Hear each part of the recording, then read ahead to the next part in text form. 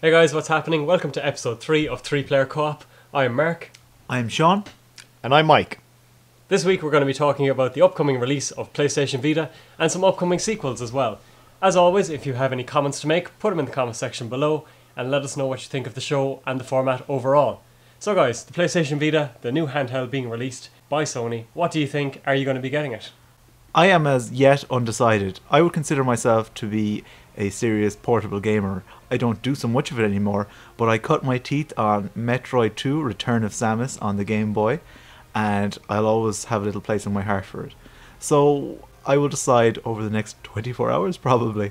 I'm not going to pick it up initially. I may not pick it up at all, to be honest.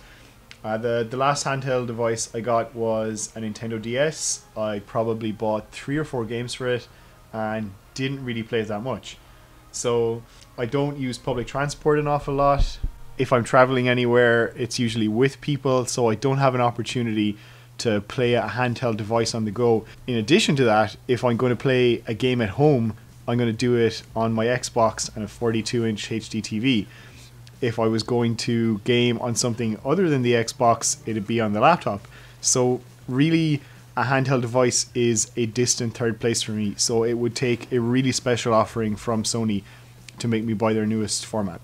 And in some ways, they're selling it strangely. I mean, they're almost selling it as a PlayStation 3. You know, it's all these cinematic games where the DS and 3DS to a lesser extent are more, they have more niche and they have their own individual sort of games, you know. They're very definitely handhelds. Whereas the Vita suffers from an identity crisis to an extent. Games like Uncharted are essentially inferior versions of their console big brothers.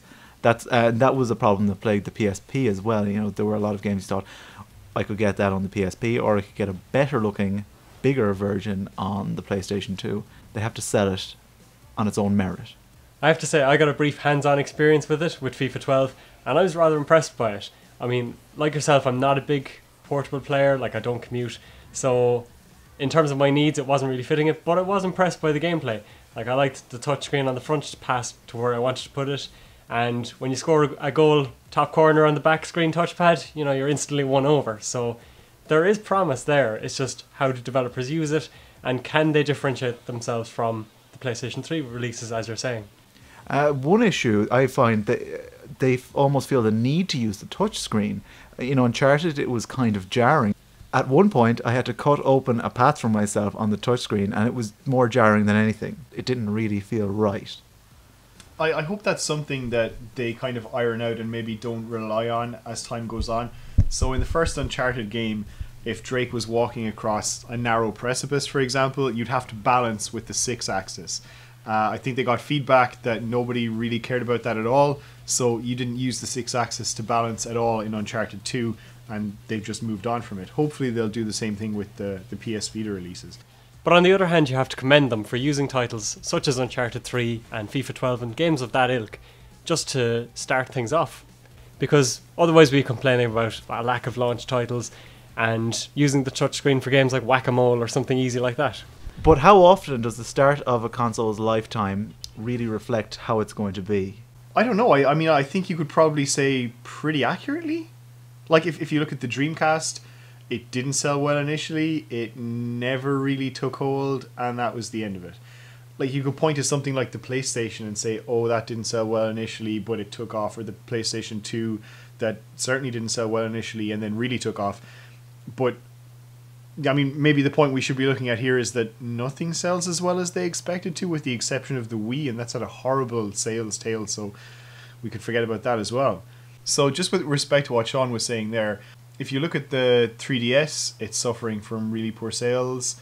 And if you look at the PS Vita, it's suffering from really poor sales in Japan. So perhaps there's an argument to be made that the demand simply isn't there for handheld devices anymore. Microsoft haven't entered into the fray.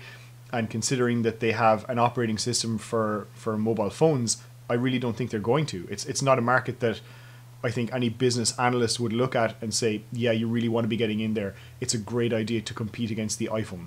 As it stands, most of the iPad and phone games are kind of shallow. Now, this could change with time. I know Final Fantasy is available on it, But as it stands, the PS Vita and 3DS offer more full gaming experiences. The argument I was going to make was that perhaps the more shallow experience is more suited to a handheld platform. That if you want a cinematic experience, why aren't you playing it on a HD TV with 5.1 surround sound? But games like Pokemon are far better suited to handheld gaming, so I think that's what the iPad needs, something you can dedicate yourself to that isn't purely cinematic. I think developers are really taking their time over these new developments. Like we had the Wii and we had a load of knockoff games and pretty much shovelware. And then we have the Kinect. A lot of games are very, very similar. And we have the iPad. So I think developers are really taking their time and possibly struggling to meet these new opportunities, challenges and limitations of these new devices. So essentially the market is changing and they don't really know where it's going to go.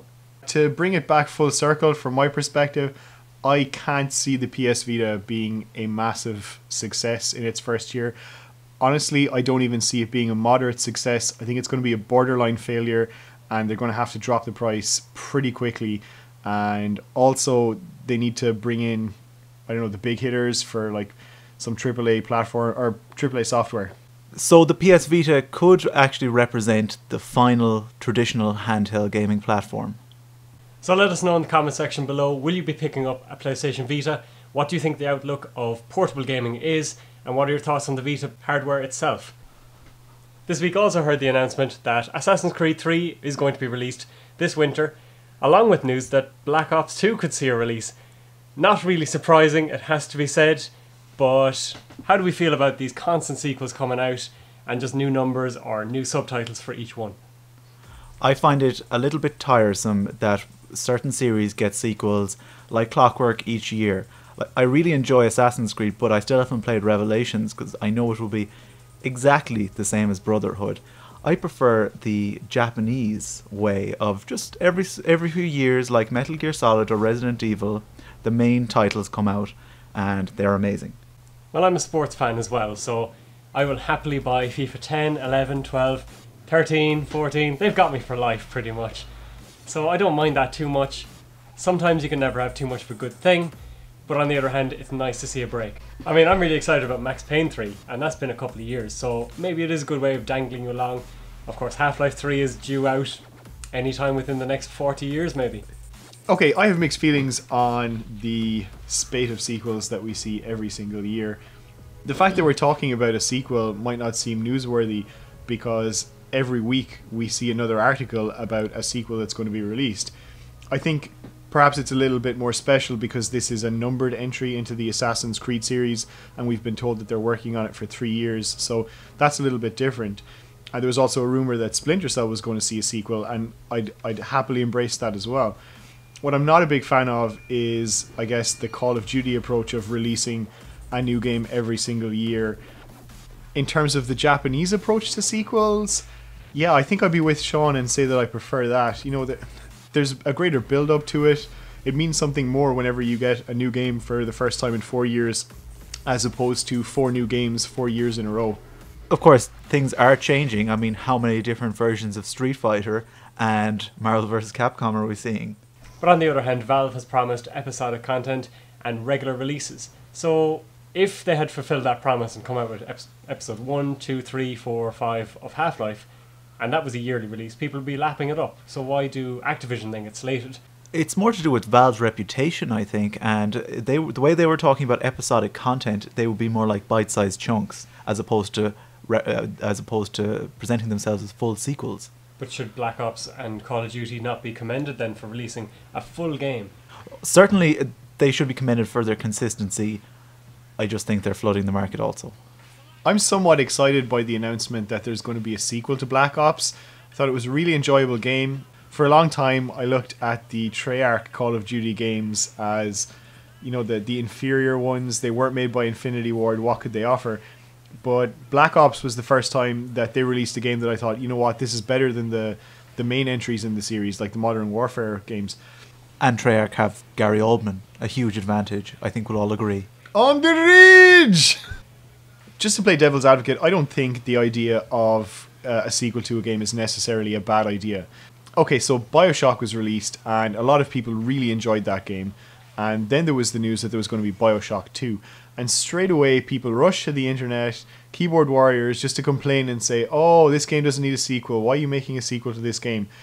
I personally really enjoyed Bioshock 2. I think it had a lot going for it. The gameplay was certainly better than the first game. The ability to use plasmids and weapons at the same time. I thought the level design was very strong as well. It's just to make the point, I guess, that not all sequels are necessarily a bad thing. One issue with sequels is that they're rarely surprising. Bioshock 2 was only surprising of its quality, where Bioshock 1 was surprising on so many levels, and I think Bioshock Infinite will be like the first one again. Infinitely better. One could say so. Well, as I said at the top of the piece, I'm a big fan of sports games. FIFA has pretty much been in existence since I have, and same with many other major sports franchises. So why can they get away with maybe a lick of paint and, of course, names being transferred around the place, but some of the major releases which possibly take more of an investment don't? Who are we to say that the yearly sequel model is a poor one? Consumers vote with their wallets, and if you look at the charts for the highest selling games in the UK year on year, I think last year it was, maybe not in exact order, but it was FIFA, it was Call of Duty, and it was Just Dance. There are 3 sequels, and they are by far the highest selling games of the year. So there's obviously a demand for this. Who are we as gamers to say that developers shouldn't be releasing a yearly update or sequel to a game? So let us know what sequels you're looking forward to, and where does the line get drawn between a proper sequel and how much is too much, really. Thanks very much for watching, guys. Hope you enjoyed. As always, I've been Mark. I've been Sean. And I've been Mike.